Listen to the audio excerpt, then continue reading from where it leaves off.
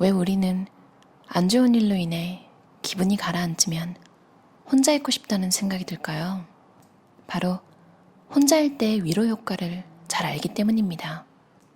스스로 의식하지 못할 수도 있지만 우리의 내면은 본능적으로 고독이 위로가 된다는 사실을 잘 알고 있습니다. 그래서 안 좋은 일이 생기거나 기분이 한없이 바닥을 칠 때 외부의 도움을 얻으려 할 때도 있지만 한편으론 혼자 있고 싶다는 생각도 드는 것이죠. 그렇기에 때로는 고독을 마음의 위안을 얻는 수단으로 적극 활용할 수 있습니다.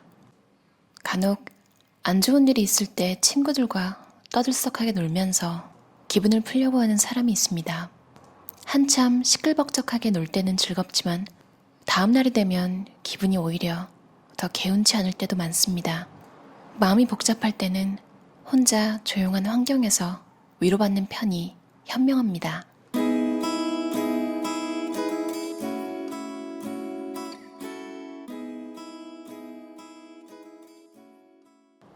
자기 마음에서 평안을 발견하지 못할 때는 밖에서 구하려고 해도 소용없을 때가 많다.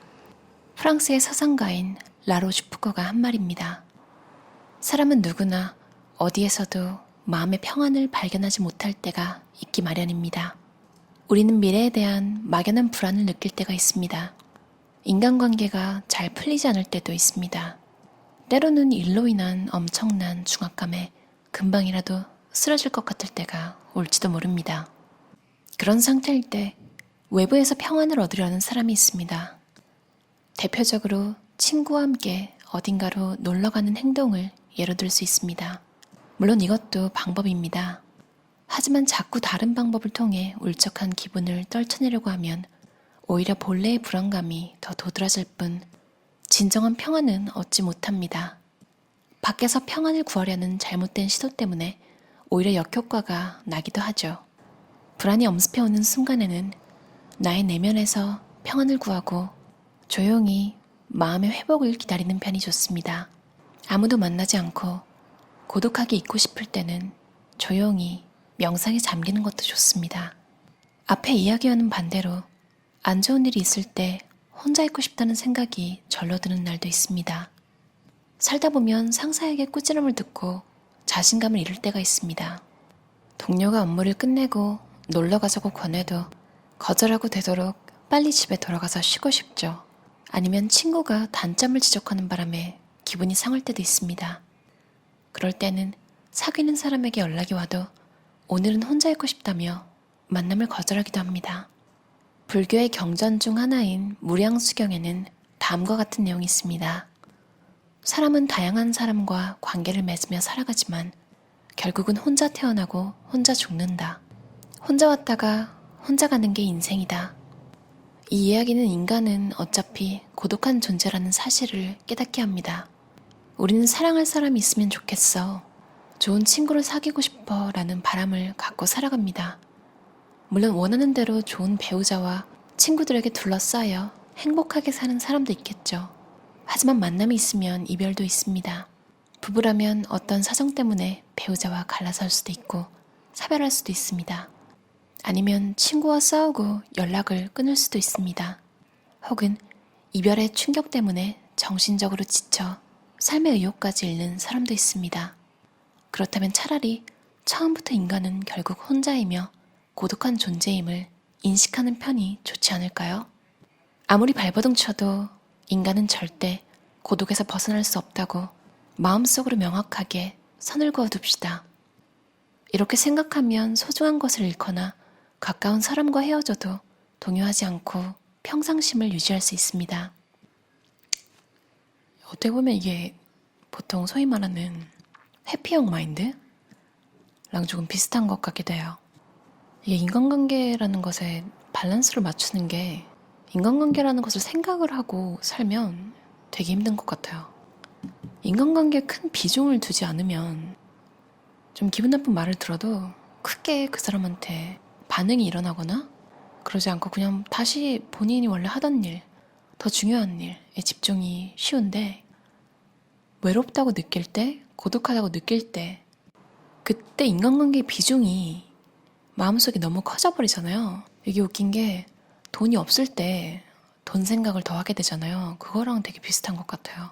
살다 보면 이제 어릴 때 친구도 영원하지 않다는 걸 느낄 때가 종종 있잖아요. 물론 안 그러신 분들은 정말 운이 좋은 것 같아요. 많은 분들이 어렸을 때 친구는 물론이거니와 심지어 가족 그리고 사촌들이랑 멀어지는 경우도 있고 원래 알던 사람들 그리고 평생 내 곁에 있을 것 같던 친구들이랑도 어렸을 때는 이제 학교를 다니거나 뭐 그런 나이별로 삶의 좀 패턴이 정형화되어 있잖아요. 근데 그 시기를 지나고 나면 사랑하는 방식이 되게 다양해지는 것 같아요. 그래서 이제 공감할 이야기가 없어서도 있지만 일단은 물리적으로 멀어지는 게 좀 큰 것 같고요. 삶의 스타일이 달라지는 것도 있고 물리적으로도 이제 멀어졌는데 만나면 서로 할 말도 없고 배울 것도 없고 심지어 마음의 위안도 별로 안 되는 그런 관계는 이제 조금씩 연락이 끊기잖아요. 연락 오는 친구가 없어서 우울해하시는 분들이 생각보다 좀 많더라고요. 그러니까 연락이 안 온다는 자체? 그러니까 누가 정말 연락 와서 지금 누굴 만나고 싶어 이게 아니라 이제 외롭고 고독하고 좀 그러다 보니까 비관적인 마인드가 살짝 튀어나오는 거죠. 아무도 나를 찾지 않아. 그러니까 나는 매력이 없는 사람, 친구로서 만나고 싶지 않은 사람, 나한테 문제가 있는 거야. 외롭고 힘들 때는 이렇게 생각이 가기도 하거든요. 전혀 사실이 아닐 때도 많고요.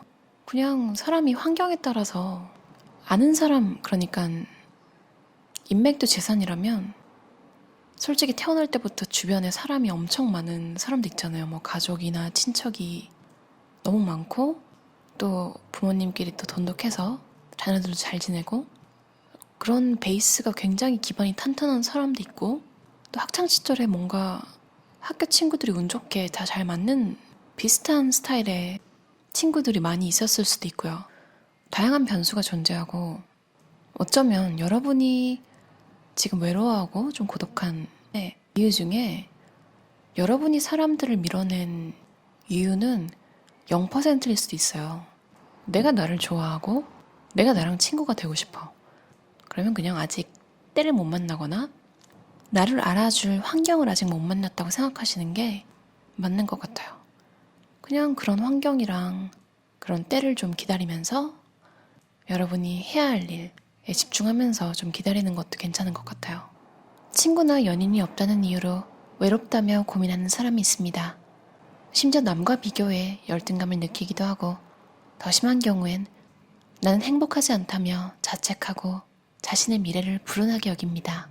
물론 친구나 연인이 없다는 건 외로운 일이 맞습니다. 하지만 비관적으로만 생각하지는 마세요. 비관적으로 생각할수록 자신이 비참하게 느껴질 테니까요. 우선 혼자인 상황을 긍정적으로 받아들이는 자세를 가져봅시다. 우리는 친구나 연인이 없어도 정말 괜찮습니다. 혼자 있을 때 얻을 수 있는 것은 생각보다 많습니다. 예컨대 친구나 연인이 없으면 그만큼 개인 시간을 확보할 수 있습니다. 그 시간을 이용해서 책을 읽어 교양을 쌓을 수 있고 그림을 그리거나 춤을 배우는 등 취미를 즐길 수도 있습니다. 약속이 없으면 쓸데없는 지출이 절로 줄어들어서 온전히 자신을 위해 돈을 쓸 수도 있죠. 문예 평론가인 가메이 가스이치로는 모든 단점은 장점과 연결되어 있다라고 말했습니다. 즉, 친구나 연인이 없다는 단점은 시간을 충분히 확보하여 자기 자신을 깊이 성찰할 수 있다는 장점과 연결됩니다. 지금 당장 만날 사람이 없다고 해서 무조건 우울해할 필요는 없습니다. 신경 써야 할 다른 이들이 없는 덕분에 오히려 삶을 즐길 시간이 많다고 생각해보면 어떨까요? 친구가 없으면 자유롭게 쓸 수 있는 온전한 개인 시간이 많아집니다. 조금 외로울 수 있지만 대신 좋아하는 일을 많이 할 수 있어서 만족스러운 나날을 살 수 있습니다. 별로 중요하지 않은 인간관계 때문에 고민하지 않고 편안한 마음으로 지낼 수도 있죠. 그런 의미에서 주변에 친구가 별로 없다는 사실은 긍정적으로 볼 수 있습니다. 어떤 분야든 성공했다고 할 만한 사람은 한 가지 일에 바보처럼 열중했을 가능성이 큽니다. 이렇게 어떤 일에 몰두하고 많은 시간을 할애하면 물리적으로 친구나 연인과 어울릴 시간이 줄어들 수밖에 없죠. 하나의 일에 철저하게 집중해서 성공을 이룬 사람은 친구가 적거나 사귀는 사람이 없는 경우가 많습니다. 중요한 것은 이들은 인간관계가 넓지 않은 걸 부정적으로 생각하지 않습니다. 시간을 자신에게 온전히 쓸 수 있었기 때문에 성공할 수 있었으니까요. 실은 아주 다정한 개인주의자들, 난 혼자 있는 게 좋아.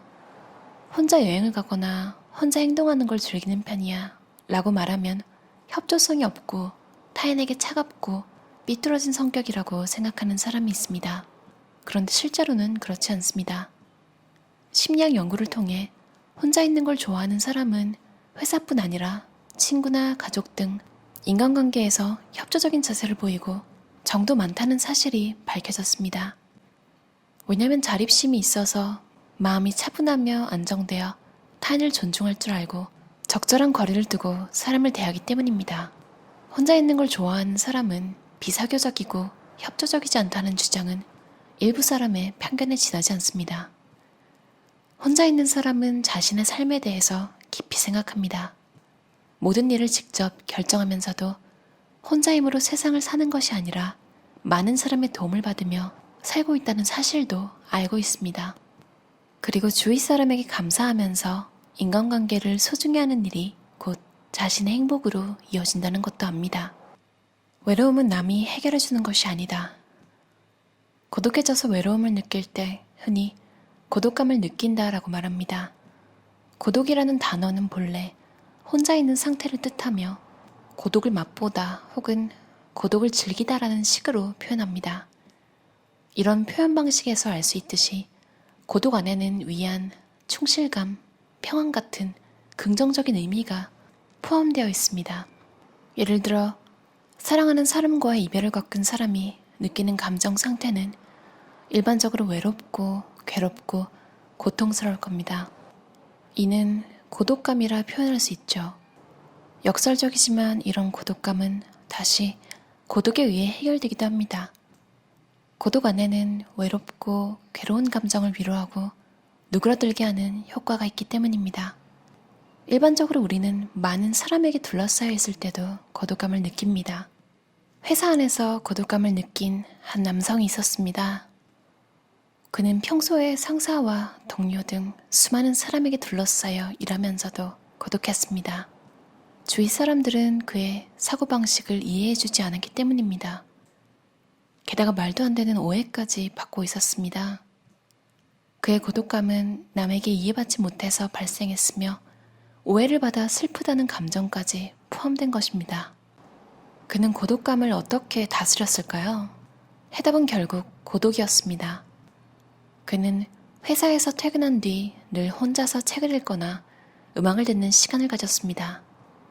일기를 쓰거나 업무에 필요한 자격증을 따기 위한 공부도 했죠. 때로는 명상을 하면서 깊은 생각에 빠지거나 미래의 꿈을 그려보기도 했습니다. 고독한 시간은 역으로 그의 고독감을 해소해 주었습니다. 이 사례처럼 주위 사람과의 마찰이나 이해받지 못하는 상황 혹은 오해 때문에 고독감을 느끼는 사람이 있을 겁니다. 그런 이들에게 이 남성처럼 오롯이 혼자인 시간, 고독을 통해서 위로받는 방법을 권하고 싶습니다. 어떠셨나요? 우에니시 아키라의 혼자가 되어야만 얻을 수 있는 것. 아니, 외롭다, 고독하다 이걸 되게 부정적으로 생각하는 게 먼저 떠오르잖아요. 근데 혼자가 되어야만 얻을 수 있는 것. 그러니까 고독과 외로움의 긍정적인 면에 집중할 수 있게 해주는 책이었는데요. 사실 사람들이 행복하려고 산다 이런 말을 많이 하잖아요. 행복한 시간을 늘려야 인생을 잘 사는 거라는 말도 있고요. 근데 행복이 순간적인 거잖아요. 행복한 순간은 있지만 24시간 행복을 느끼며 사는 사람이 흔치는 않겠죠. 있을지도 모르지만. 외롭다, 고독하다. 사실 연구에서도 타이레놀 같은 거 하나 먹으면 고독이랑 외로움이 정말로 통증, 가슴 통증을 일으키는 부분이 있기 때문에 정말 너무 심할 때는 급하면 진통제를 먹어도 효과가 있다고 해요. 괜히 말하다가 좀 불안해서 찾아봤어요. 사이언스 타임즈 웹사이트에 보니까 미국 UCLA 연구진이 3명이 서로 공을 패스하는 비디오 게임을 하다가 점차 소외당한 한 명의 뇌를 촬영하는 실험을 진행한 결과 육체적 고통을 느낄 때 반응하는 뇌 부위가 똑같이 활성화되는 것으로 나타났다. 이 예시를 상상하는 것만으로도 외롭네요. 혼자 공놀이 한 것도 아니고 3명, 특히 이렇게 홀수로 놀 때 2명이 잘 놀고 나만 이렇게 좀 멀어질 때 있잖아요. 그럴 때 이거 정말 말로 표현도 못하겠고, 왜냐면 저 둘은 이미 잘 놀고 있으니까 나만 예민한가? 이런 기분 느낄 때 있잖아요. 와, 진짜 육체적 고통을 느낄 때랑 뇌부위가 똑같이 반응하는군요. 그래서 연구진은 타이레놀과 같은 진통제를 투여할 경우 그 같은 외로움으로 인한 육체적 통증을 어느 정도 해소할 수 있다고 밝혔다.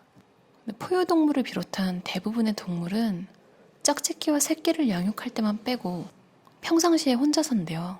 인간도 원래 그랬다는 걸로 추정이 되는데, 근데 집단 생활이 유리한 걸 깨닫고 집단 생활을 하면서 인류가 많이 발전했대요. 그러면서 외톨이가 되는 걸 막는 유전자도 함께 진화했기 때문에 외로울 때 불안을 느끼는 게 이제 몸이 그냥 경고를 하는 거죠.